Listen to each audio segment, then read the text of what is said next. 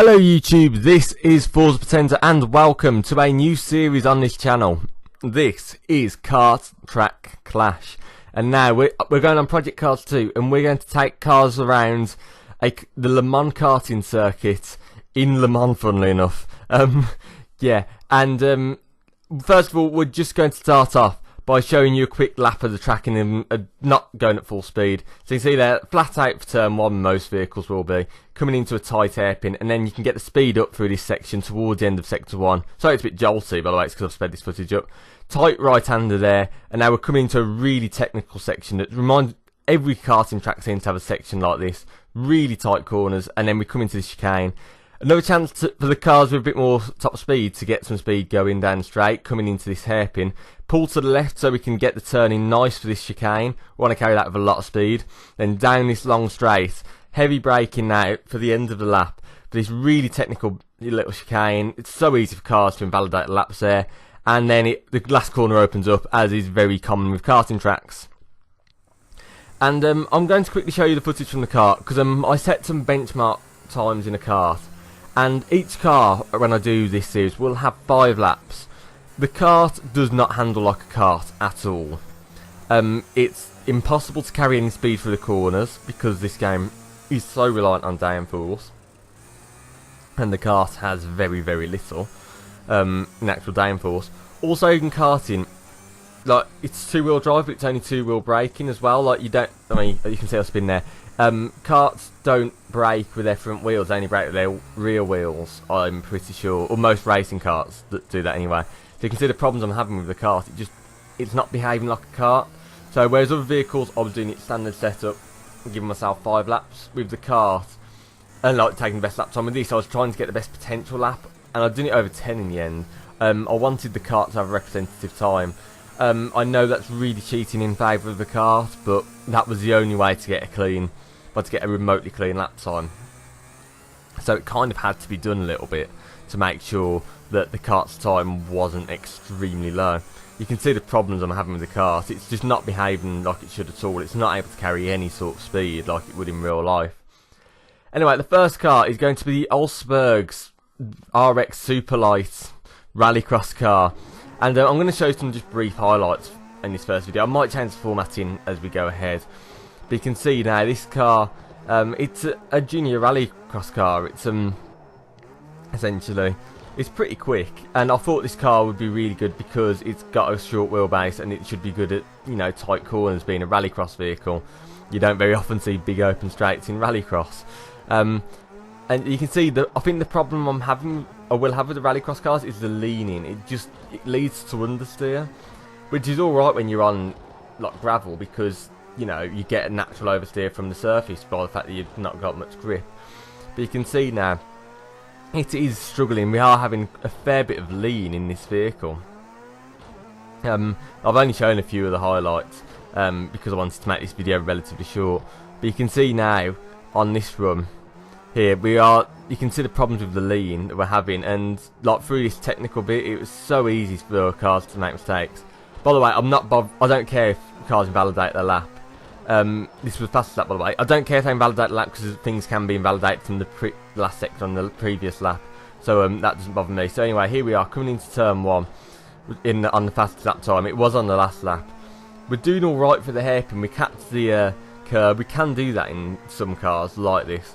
And you can see now we're getting the power down and coming towards the end of sector 1, and it was a personal best for this vehicle at that point.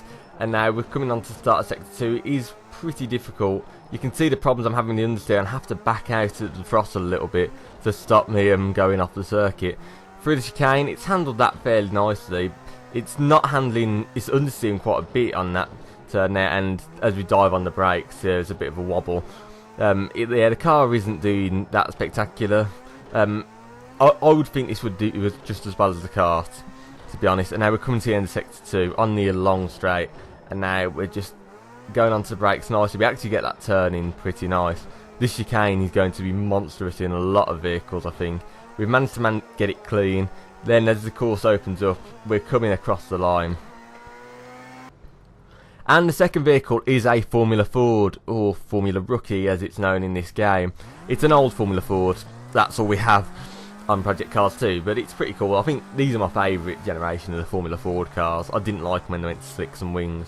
But you can see now, yeah, we've already invalidated the lap by going a little bit wide the hairpin. Like I said, that doesn't really matter. It just shows how difficult it is to keep a car like this on the circuit. The first lap always ends up being a bit of a feeler lap anyway, and you can see the problem we're having there with understeer. And then we've gone completely off. If it understeers on that part, and a lot of cars will have that problem through Sector 2, because Sector 2 is a menace. If you understeer on that part, it's really difficult to get it back. And yeah, you can see this is the last highlight I'll show before the actual lap. You can sort of see that this is the sort of problem we're going to have with the handling, and this could be a common theme for a lot of cars, to be honest. So there weren't many highlights for this one. Once again, it was on the final lap that it went quickest, and you can see now we're coming down into this part, braking nicely, and we're just trying to get it turned in. It understeered a little bit, but we managed to get the speed on the exit. You can see how our delta on the screen has improved. And that little bar that goes green and red. You can see how good we are for the first sector, and now coming into Sector 2, this is going to be quite tight. Yeah. Basically, and you'll see this in a minute, the theme of this episode was kind of vehicles that like would be the next step up from go-karts. I know it's probably a weird theme, but yeah. So we've had a look at the Rallycross vehicles that would be very similar. We've had a look at Formula Ford, and you can see now, like, over this chicane, we're hopping over the curbs a little bit. I tend to do that. That tends to be the best way to get speed out of these sort of cars. Not out of the go-karts, no chance with that. But yeah. I was really struggling to set up the go-karts, but anyway, you can see now we've had a relatively clean lap. We did dirty it a little bit on the chicane, well, on the tight section, but now coming across the line. And our final vehicle, the Ginetta G40 Junior. Like I said, next step up from karting was kind of the theme of this one.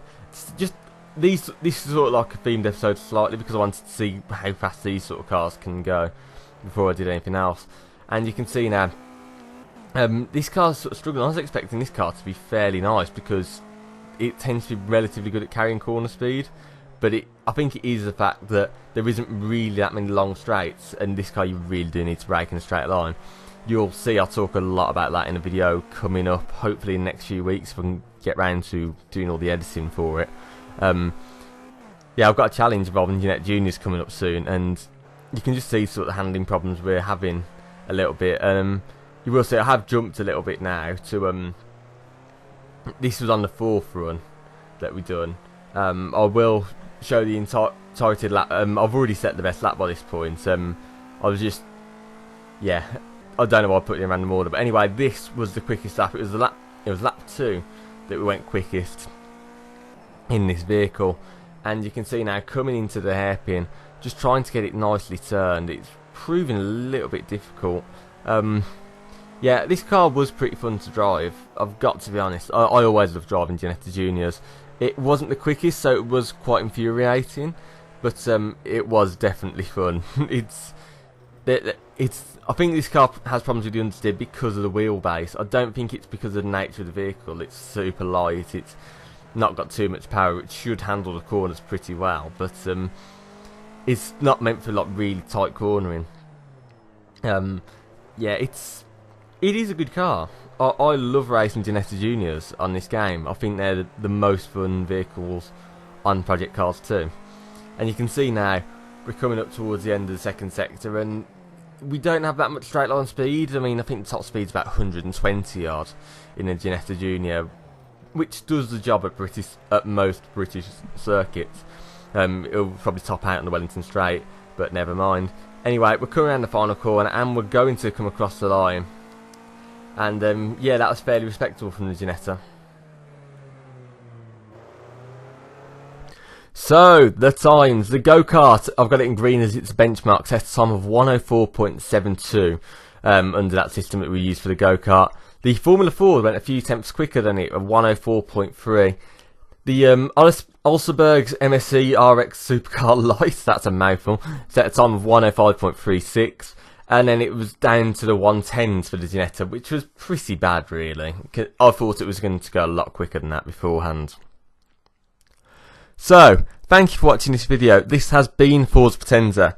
If you enjoyed it, please remember, like this video, share it with anyone you know who might be interested, and subscribe to the channel. Also check out my blog for more motorsport based content over there.